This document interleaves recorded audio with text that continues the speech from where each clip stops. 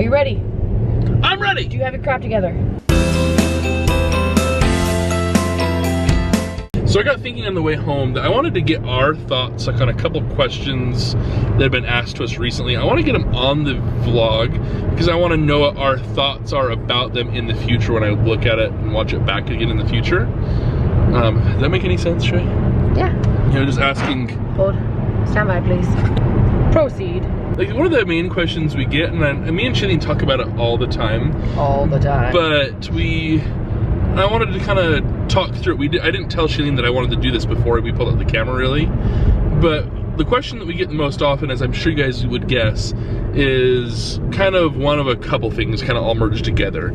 I would say that the number one thing is are we going to have more kids, or are you going to adopt? And me and Shaileen talk about it a lot. What do you think about it, Shay? Well, boys and girls, let's have a talk. Let's have a conversation. In the perfect world, if having babies was easy, because it's not. Let's be honest, having babies is not easy, especially for somebody like myself who is infertile myrtle.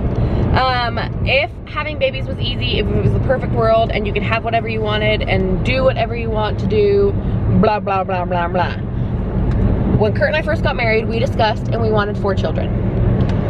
So I think in a perfect world, that is what we wanted to have, was 4 children. This is when we got married. This was 7.5, 8 years ago. I don't know if that would stay the same though at the same time. Now that we are parents, I don't think that our mindset is the same now as it was then. But when we first got married, that's what our goal was. We wanted to have 4 kids. I wanted to be done having kids by the time I was 30. I am 28. We have 1 child. That's not gonna happen. But so, what's funny is in Utah, that's like weird. But outside of Utah, that's like totally normal. That's like normal, if not like early. Yeah. So anyways. Yeah. So, and I'm gonna show just myself for a minute because it's kind of awkward. It's the trucks going in and out of construction. So my thoughts. Kurt and I actually have very, very similar thoughts on this topic.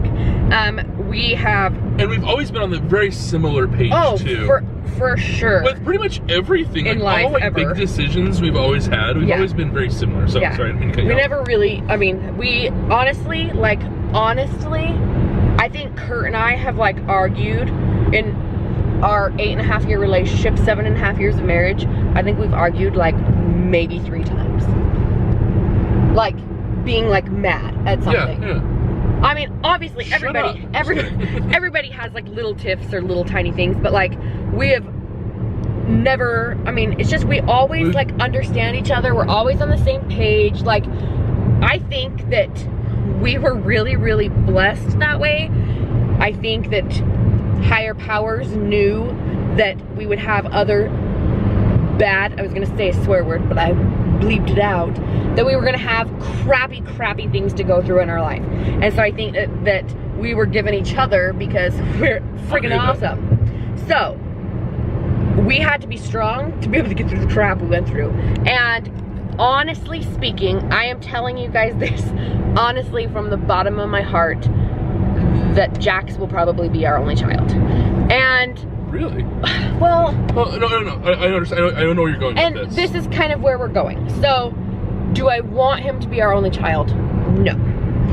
But in all reality, it is going to be quite difficult for us to ever have another kid.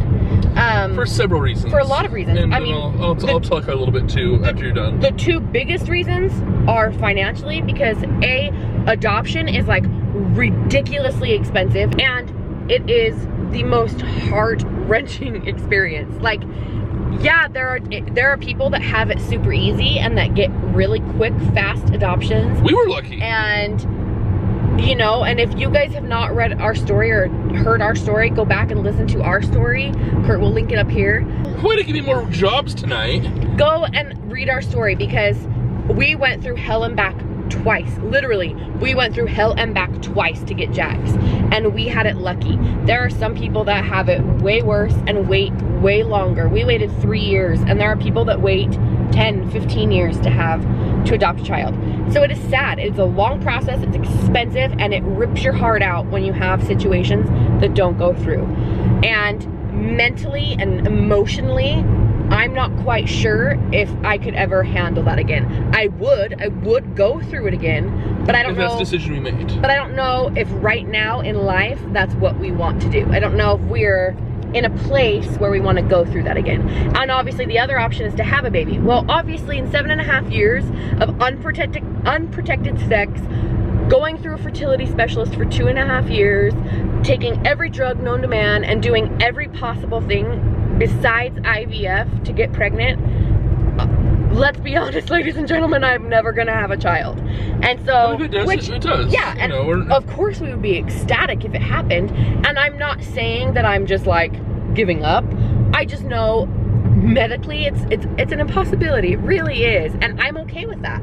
I'm finally at a place where I wouldn't say okay with it. I'm not, yes, that's a good way to put it. I have come to terms with my infertility. Like, I've come to just know that that's part of my story and that's part of my journey. That you're gonna have some crappy days. There are days definitely that still suck. I still cry every time I find out somebody's pregnant. It just happens. Because it's hard because it's not me. I'm not the one going through it. And infertility and adoption is not a cure for infertility. Just because we have Jacks doesn't mean that I am not an infertile person still. Like, I still cannot have children of my own. And so those are always gonna be hurdles to get over. But I think Kurt and I agree with this. I'm totally going off into tangents, so I'm sorry. But Kurt and I have talked about this. I can't even count how many conversations we've had. We drive a lot in the car. Yeah. This is what we talk about. We have talked, multiple times about this, and we are so in love and so infatuated and obsessed and just like with Jax. Like, he is so perfect and so amazing. He's our son. He is our baby. Like, he's our boy. And at this point in life, we're so happy that we don't necessarily know if changing our family situation is what we want. I know, me especially, I know Kurt is kind of in a little bit of a different place than I am here. I know for sure I would still love to have one more. I still want a little girl. I would still love that. But I am at a place where I am 100%, okay, I wouldn't say 100%. I am 98.5% satisfied with our family and the way that we are now. Yes. I think I think I can put it into words for you. Yes. I think you're better at this stuff than me. No, I'm not better talking than you, let's say that. But I think that you would be satisfied if this was the final outcome. Yes. Right? However, if there came a situation in life that we felt was right and we found our child, either through pregnancy or adoption or foster care, whatever that may be, I would jump at it. We would talk about it. We would, work it out. And if that's the right situation for us, that's our child. Yeah. That's another thing that a lot of people don't understand is when you're in the adoption process, you're not looking for just a baby child. You're looking for your child. I mean, I have situations sent to me and emailed to me at several times a week. Probably once or twice a week, easy, about, hey, would you be willing for this situation? And Are you interested in this? And it just doesn't fit our family. Like, it just doesn't feel that that's what is supposed to be in our family. And so I know that if the time came that we were financially ready, that we were mentally ready, that we could do it again and we would have a baby in a heartbeat. And I know that, but I just don't know if we necessarily want to change our family dynamic. The way that it is now just is so perfect, and we enjoy, like, we savor every single minute we have as a family.